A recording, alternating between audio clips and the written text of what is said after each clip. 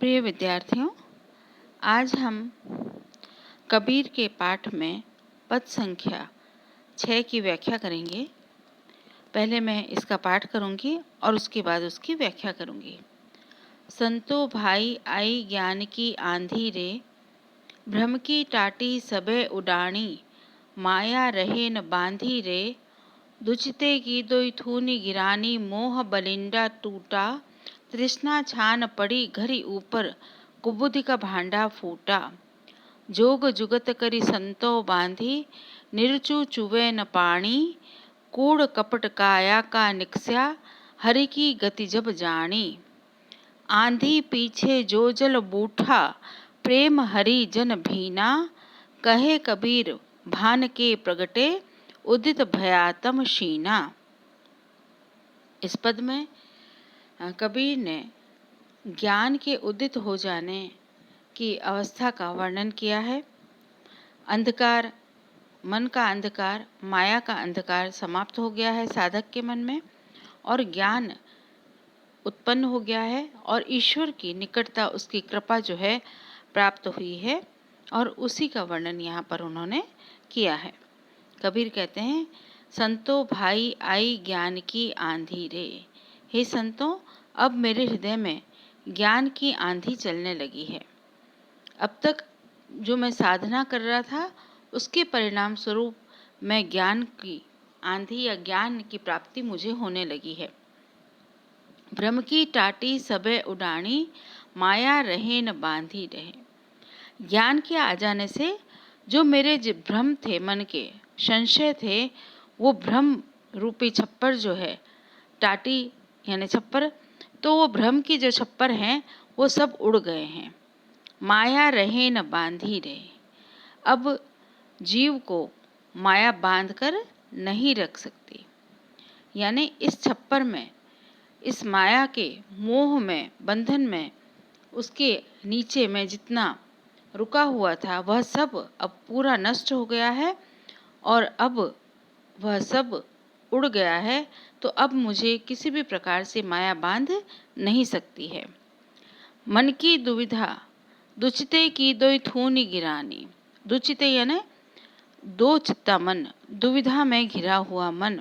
तो वो कहते हैं कि दुचिते की दोई थूनी गिरानी। दो चित्ता जो मन है, जिन दो खंभों पर टिका हुआ था, थूनी यानी डंडे पर, खंभे पर जो टिका हुआ था, वह अब गिर गया है और इस प्रकार जो आधार है वह मोह बलिंडा टूटा। वह जो मोह का बलिंडा है, मोह का जो उसके ऊपर म्याल रखा हुआ है, वह भी टूट गया है। यानी दो चित्ता जो मन दो खंभों पर टिका हुआ था और ऊपर डंडे पर मोह का जो बलिंडा था, यानी बीच का जो डंडा है, वह भी टूट गया है। तो इस प्रकार से छप्पर पूरी तरह से अब नष्ट हो गया है। तृष्णा छानी पड़ी घर ऊपरी, कुबुद्धि का भांडा फूटा। तृष्णा रूपी छान जो है वह ज्ञान रूपी आंधी से वह उड़कर धरती पर गिर गई है। तृष्णा छान पड़ी घर ऊपर। तृष्णा रूपी जो छप्पर है वो जो घर के ऊपर था वो अब नीचे गिर गया है। कुबुद्धि का भांडा फूटा और कुबुद्धि रूपी जो घड़ा है वह अब फूट गया है। मेरे मन में अब तक जितनी भी कुबुद्धि थी वह सब अज्ञान और वासना, यह सब जो है वह फूट गया है और वह सब निकल गया है और मेरा मन जो है वह खाली हो गया है। जोग जुगत करी संतो बांधी, निर्चू चुवे न पानी। और अब संतों ने योग की युक्ति से इस जीवन रूपी छप्पर को बांधी यानी बांध दिया है। अब पुनः मेरा नया जीवन हो रहा है, नव निर्माण हो रहा है और संतों ने अपनी योग और युक्ति से इस छप्पर को पुनः बांध दिया है। निर्चू चुवे न पानी। और अब इसमें वासना रूपी जो जल है वह चूता नहीं है। अर्थात यह ज्ञान रूपी छप्पर जो है इतना मजबूत है कि कहीं से भी कोई भी पानी नहीं छूता है, अर्थात मोह वासना जो है अब मेरे हृदय में प्रवेश नहीं कर सकती। कूड़ा कपट काया का निकस्या हरि की गति जब जानी। इस शरीर में से कूड़ा और कपट जब निकल गया, अर्थात कपट रूपी जब कूड़ा जो है इस शरीर से निकल गया, तो मुझे हरि की गति जानी, तो भगवान के स्वरूप, भगवान की गति का ज्ञान हो गया, उनसे साक्षात्कार हो गया। कूड़ कपट काया का निकस्या, जब इस शरीर का कूड़ा कचरा सब कुछ निकल गया, शरीर निर्मल हो गया, तो हरि की गति जब जानी, तो मैंने हरि के से साक्षात्कार किया, हरि की गति को मैंने जाना। आंधी पीछे जो जल बूठा प्रेम हरि जन भीना। इस ज्ञान रूपी आंधी के पश्चात जो प्रेम रूपी वर्षा हुई, अर्थात भगवान के अनुग्रह और प्रेम की वर्षा हुई, प्रेम हरि जन भीना, उससे जो भक्तजन हैं वह उस महारस में भीग गए, डूब गए।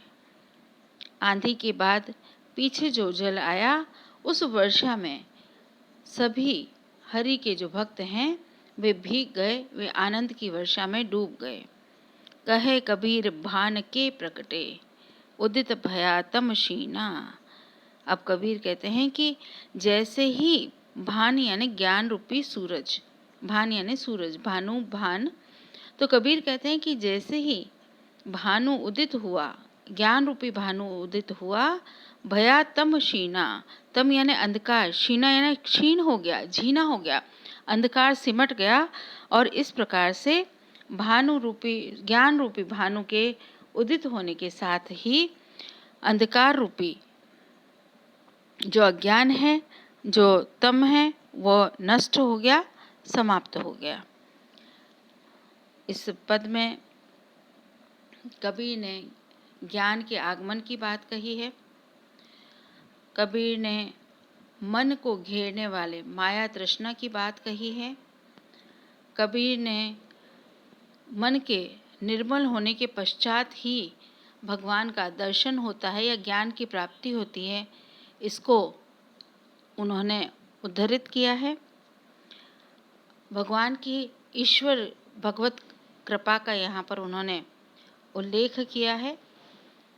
इस प्रकार से इस सांग रूपक और रूप का श्योक्ति अलंकार का उन्होंने प्रयोग किया है, और ज्ञान और भक्ति के समन्वय से प्राप्त महारस का, भगवान की अनुकंपा का जो चित्रण है वो लौकिक बिंब से किया है। धन्यवाद।